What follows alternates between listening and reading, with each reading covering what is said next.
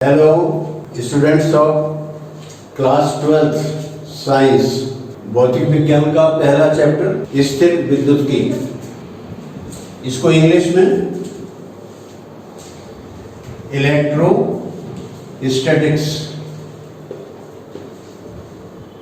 कहते हैं। इलेक्ट्रोस्टैटिक्स दो शब्दों से मिलकर के बना हुआ है। पहला है इलेक्ट्रो और दूसरा है यानी कि स्टैटिक्स। इलेक्ट्रो का अर्थ होता है विद्युत, और विद्युत का सीधा संबंध होता है आवेश से। तो यानी कि हम यहां पर सीधा ही आवेश से संबंधित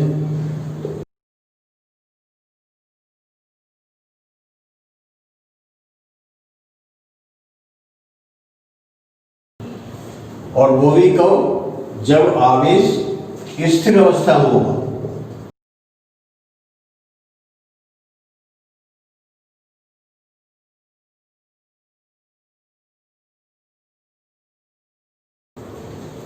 तो कहने का अर्थ यह है कि जब आवेश स्थिर होता है उस समय इससे कौन कौन सी भौतिक राशियां संबंधित होती हैं, उन सब का अध्ययन इस चैप्टर में करना होता है। इस चैप्टर में जब आवेश स्थिर रहता है तो उससे संबंधित जो भौतिक राशियां हैं उसके बारे में पढ़ना है।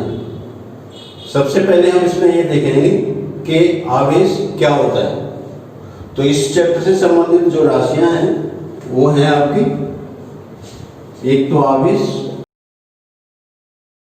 तो आवेश के परिभाषा, आवेश के गुणधर्म। दूसरा है कूलाम का नियम। कूलाम के नियम से संबंधित जो भी इसमें आपका फॉर्मूला होगा वो कूलाम के नियमानुसार दिया जाएगा, उसके बारे में आपको बताया जाएगा। तो हम सबसे पहले आवेश के बारे में ही बात करते हैं कि आवेश क्या होता है।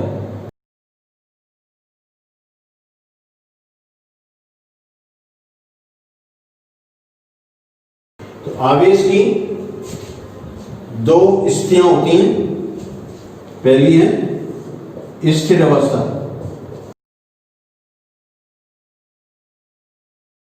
और दूसरी है गति अवस्था। स्थिर अवस्था से संबंधित जो भी इसके गुण हैं उनके बारे में पढ़ना है। तो स्थिर अवस्था से संबंधित इसमें क्या क्या है वो मैं संक्षिप्त में इसमें बता देता हूँ। एक तो ये है कि इसमें आपके आवेश के गुणधर्म और कूलाम का नियम, विद्युत क्षेत्र, विद्युत विभव और संधारित्र, ये सभी उस समय आते हैं जबकि आवेश स्थिर अवस्था में होता है। जब आवेश गतिशील अवस्था में होता है यानी कि गति अवस्था में होता है तो गति अवस्था में इसकी दो स्थितियां होती हैं। एक है समवेग से गतिमान। जब आवेश समवेग से गतिमान होता है तो इसमें देखते हैं वो है इसमें विद्युत व चुंबकीय क्षेत्र। और जब आवेश इसी में त्वरित अवस्था में होता है तो त्वरित अवस्था में विद्युत चुंबकीय एवं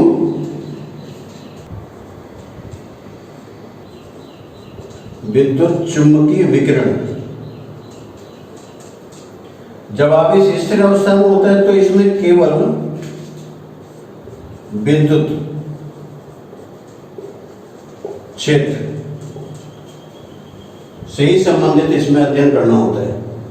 तो हम यहाँ पर सबसे पहले आवेश की यही अवस्था लेंगे जिसमें कि आवेश स्थिर होता है। अब विद्युत क्षेत्र में साथ साथ इसमें विद्युत विभव और संधारित्र ये भी इसी अवस्था के अंतर ही आते हैं।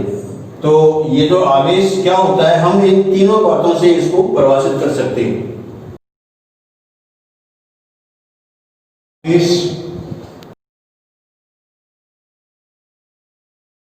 वह भौतिक राशि है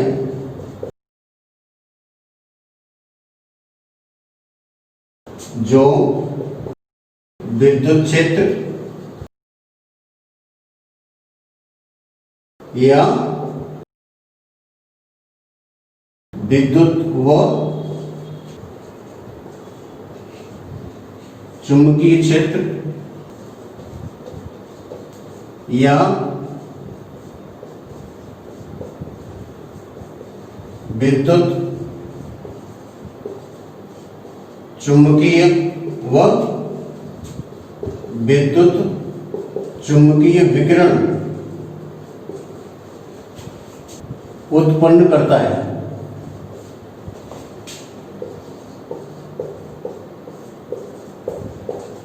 तो जब आवेश स्थिर होता है उस समय केवल विद्युत क्षेत्र, और जब आवेश गतिशील होता है तो इसमें इसके विद्युत क्षेत्र के साथ साथ चुंबकीय क्षेत्र, और जब ये त्वरित अवस्था में होता है तो विद्युत क्षेत्र चुंबकीय क्षेत्र के अलावा इसमें विद्युत चुंबकीय विकिरण भी उत्पन्न करता है।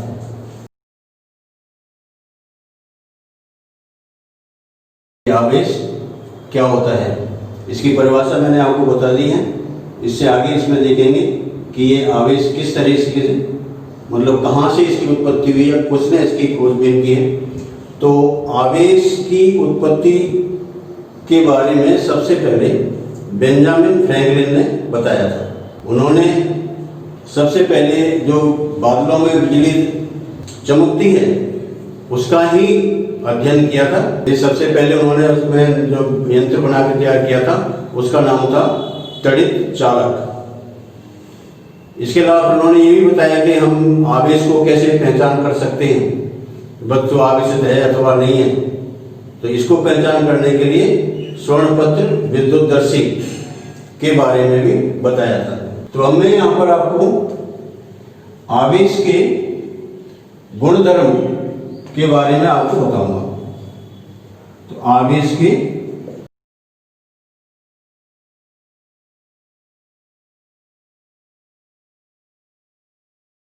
गुणधर्म, प्रॉपर्टीज ऑफ चार्ज। आवेश के गुणधर्म में हम सबसे पहले देखेंगे कि भाई आवेश जो होता है वो दो प्रकार का होता है। आवेश दो प्रकार का होता है। पहला है धन आवेश और दूसरा है ऋण आवेश। तो आवेश पॉजिटिव और नेगेटिव। नंबर दूसरा है इसका समान प्रकृति के आवेश एक दूसरे को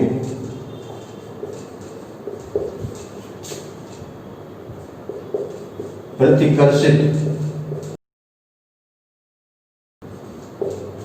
करते हैं तथा विपरीत प्रकृति के आवेश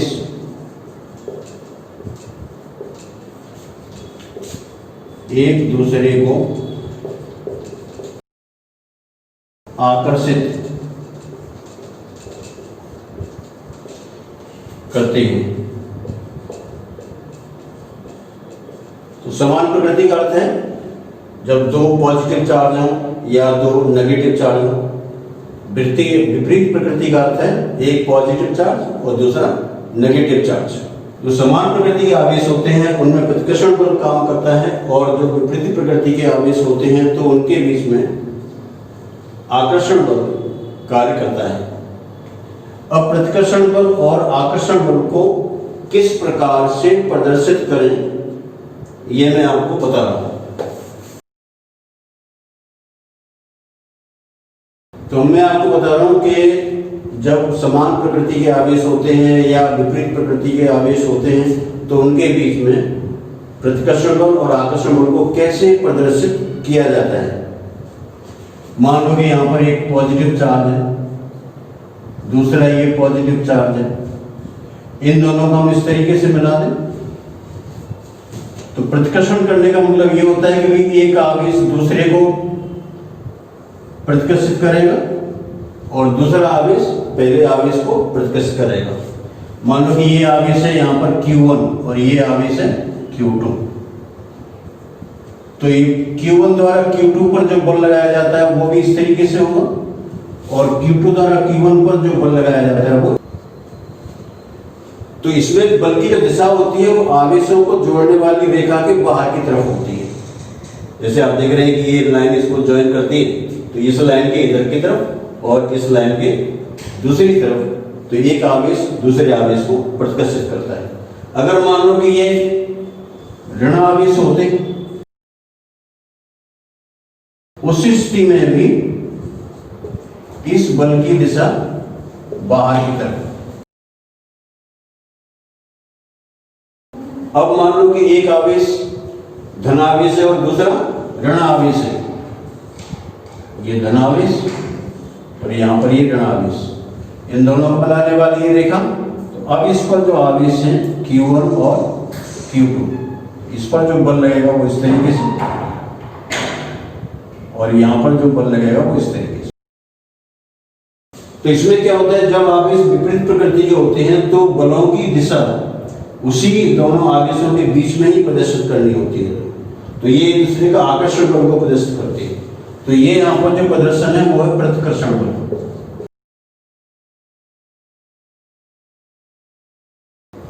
और ये है आकर्षण बल। तो इसमें कोई कंफ्यूजन नहीं होना चाहिए, इस बल को कभी भी इस रेखा से हट करके नहीं दिखाना है, यानी इसको न तो ऊपर की तरफ दिखा सकते हैं न नीचे की तरफ दिखा सकते हैं, इस तरीके से ऐसे कहीं भी नहीं इसको दिखा सकते, क्योंकि जो बल जो होता है वो हमेशा हम दोनों आवेशों को मिलाने वाली रेखा के अनुदिश ही कार्य करता है। ये तो मैंने आपको ये बताया कि प्रतिकर्षण बल को और आकर्षण बल को कैसे प्रदर्शित किया जाता है। अब मैं आपको बता रहा हूं इसकी तीसरी प्रॉपर्टी, वो है आवेश का संरक्षण। भौतिक विज्ञान में जितनी भी घटनाएं घटित होती हैं वो किसी न किसी संरक्षण नियम का पालन करती हैं और इसमें मूलतः जो संरक्षण नियम है वो है आपका, पहला है ऊर्जा संरक्षण नियम, दूसरा है आवेश संरक्षण नियम, तीसरा है आपका संवेग संरक्षण का नियम। तो ये जो नियम होते हैं वो कहीं ना कहीं किसी न किसी घटना के अंदर पालन kiए जाते हैं। संरक्षण का मतलब होता है कि इस राशि का स्थिर रहना। तो हम इसको ऐसे कह सकते हैं, किसी विलगित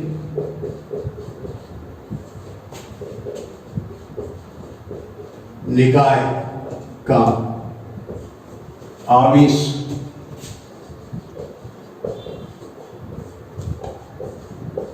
सदैव संरक्षित रहता है। अब विलगित का अर्थ क्या होता है? विलगित का अर्थ ये होता है कि जो भी उसमें एक या दो वस्तुएं हैं या उससे ज्यादा हैं तो सिर्फ मतलब वही इसमें आवेश उन्हीं से संबंधित होगा, बाकी और किसी से संबंधित नहीं होगा। तो कोई भी विलगित निकाय होता है तो उसका आवेश सदैव संरक्षित रहता है। अर्थात इसका कहने का अर्थ ये है कि न तो हम आवेश को पैदा कर सकते और न आवेश को नष्ट कर सकते, बल्कि इसको हम हमेशा ये निकाय का जो आवेश होता है, टोटल जो आवेश होता है हमेशा एक समान रहता है, एक जैसा रहता है। तो हम इसको गणितीय रूप में अगर प्रदर्शित करें, गणितीय रूप में समेशन Q इक्वल टू नियतांक, यानी कि जितने भी निकाय के अंदर जितनी वस्तु हैं उन सब पर जो टोटल जो आवेश होगा वो क्रिया करने से पहले भी और क्रिया करने के बाद भी हमेशा समान रहेगा। जब कभी इस आवेश के संरक्षण नियम का पालन नहीं होता है तो वहां पर एक नए प्रकार के आवेशित कण की खोज होती है। तो इस तरीके से आवेश संरक्षण नियम भौतिकी का एक बहुत ही मौलिक नियम है। अब मैं इसके आपको उदाहरण देता हूं, जैसे H2 प्लस O2, इससे बनता है पानी। तो अब हम इसमें देखें कि H2 यहां पर क्या है, ये हाइड्रोजन का अणु है, O2 ऑक्सीजन का अणु है और H2O पानी का अणु है। अणु क्यों उदासीन होता है, इसलिए इस पर जो आवेश होगा इस पर जीरो होगा, इस पर भी आवेश जीरो होगा और इस पर भी आवेश जीरो होगा। तो क्रिया करने से पहले भी कुल आवेश जीरो है तो क्रिया करने के बाद भी कुल आवेश जीरो।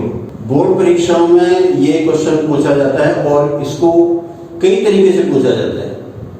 कई बार तो क्या होता है कि सीधे ही पूछते हैं कि आवेश संरक्षण का नियम क्या होता है। कई बार ऐसे पूछ लेते हैं कि भाई आवेश संरक्षण के नियम को गणितीय रूप में प्रदर्शित करो, या फिर वैसे ही पूछते हैं कि आवेश संरक्षण नियम के उदाहरण दीजिए। तो आप इसमें एग्जाम्पल दे सकते हैं और इसको बता सकते हैं। इसकी जो चौथी जो प्रॉपर्टी है वो है आवेश का क्वांटीकरण।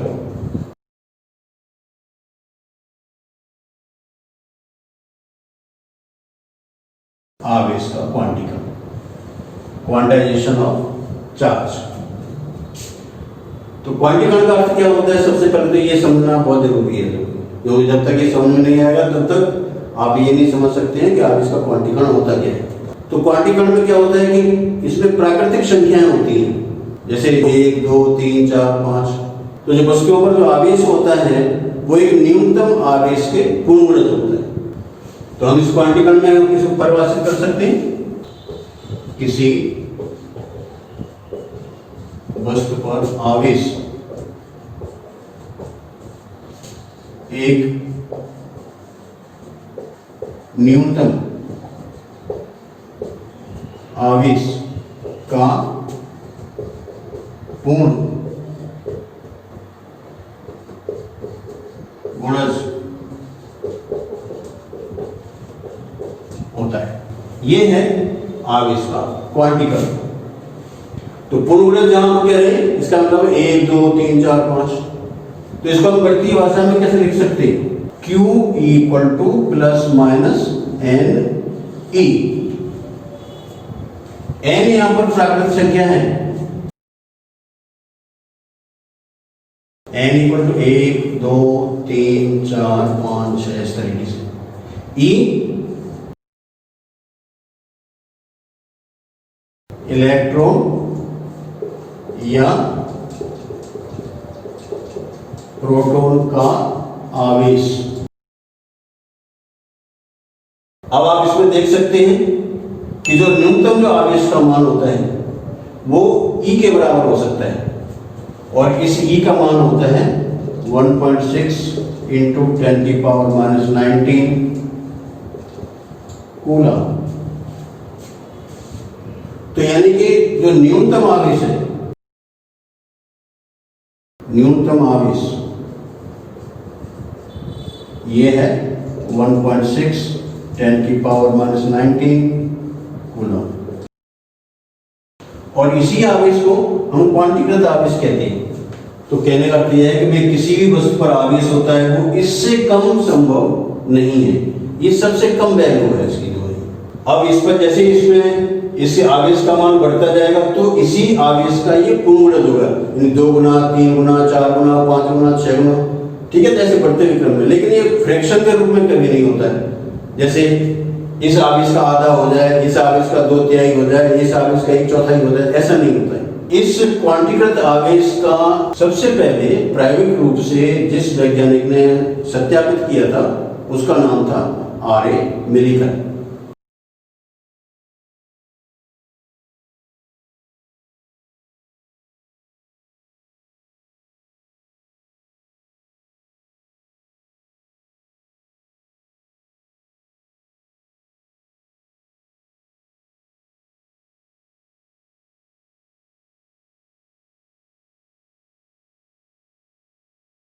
अब इसमें क्या होता है कि जैसे हम ये क्वांटिक कण के बारे में जब कोई बोर्ड के अंदर क्वेश्चन आता है तो इसमें कई तरीके से क्वेश्चन पूछा जाता है। सबसे पहले ये पूछते हैं कि भाई आवेश का क्वांटिक कण क्या होता है। अगर मान लो कि ये आता है तो सीधा ही आपको एक लाइन का आंसर लिखना है, किसी वस्तु पर आवेश एक न्यूनतम आवेश का पूर्ण होता है। और अगर वो ये पूछते हैं कि गणितीय रूप में लिखिए तो आप इसको इस तरीके से लिख सकते हैं और इनके मीनिंग बताना बहुत जरूरी है।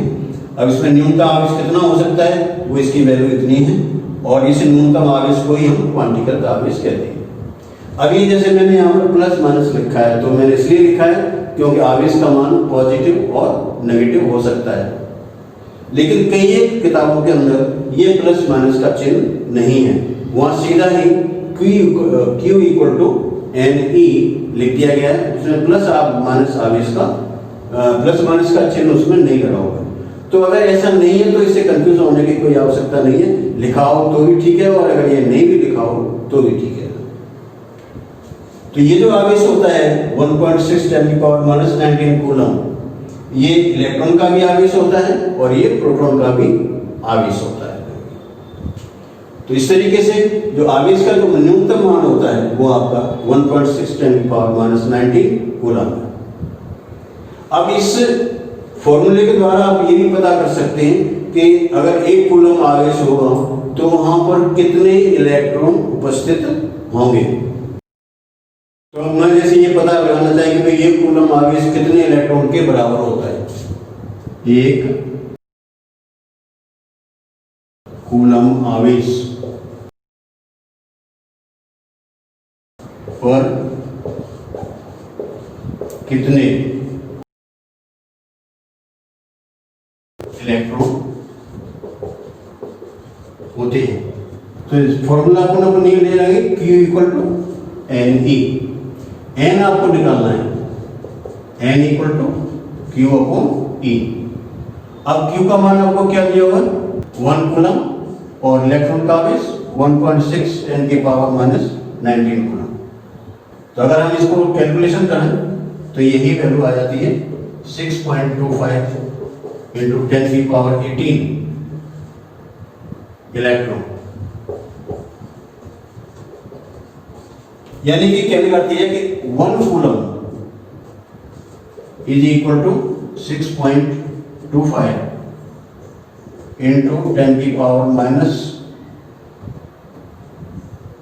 10⁻18 इलेक्ट्रॉन। तो अगर हम किसी वस्तु में 1 कूलम आवेश देते हैं तो इसमें इतने इलेक्ट्रॉन उस पर उपस्थित होंगे। तो इस तरीके से आप इसमें और भी अगर आपको निकालना है, जैसे सपोज करो 2 कूलम है, 2 कूलम के निकालना होगा 10 से इसका डबल कर देंगे। 3 कूलम है तो इसका 10 ट्रिपल कर देंगे इसका। अब मान लो कि आधा ही कूलम है तो भी इसका 10 का आधा कर देंगे। तो ये है आवेश का क्वांटिक कण। अब इसका 5वां है आवेश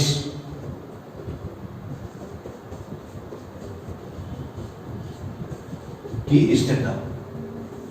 आवेश की स्थिरता का मतलब यह है कि भाई आवेश क्या वेग पर निर्भर करता है, जिसको हम इनवेरिएंस ऑफ चार्ज भी कहते हैं इसको।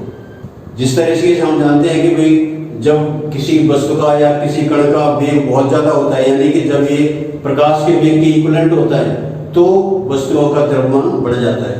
इसको आइंस्टीन ने अपने आपेक्षिक सिद्धांत के द्वारा बताया था। तो अगर हम यहाँ पर देखें आइंस्टीन के आपेक्षिक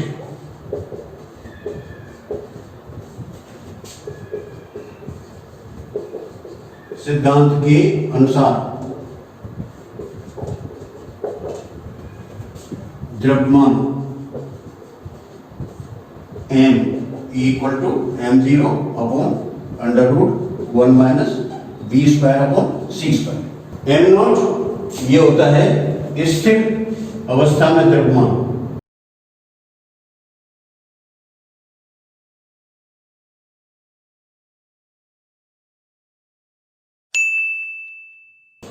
v यहां पर वस्तु का वेग है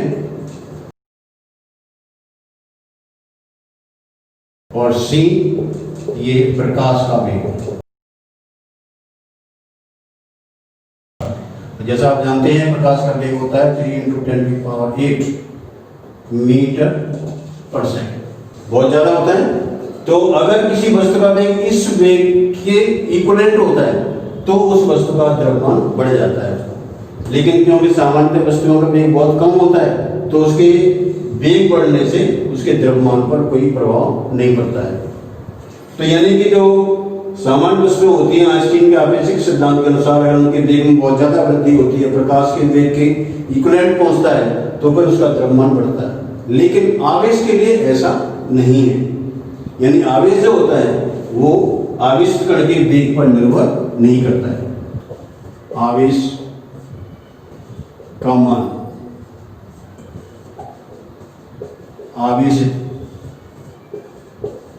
कण के वेग पर निर्भर नहीं करता है।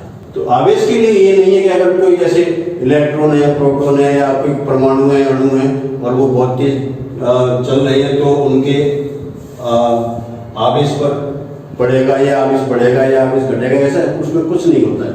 जैसे मान इलेक्ट्रॉन का वेग है तो इलेक्ट्रॉन का वेग सामान्यतः 10⁶ मीटर पर सेकंड का होता है।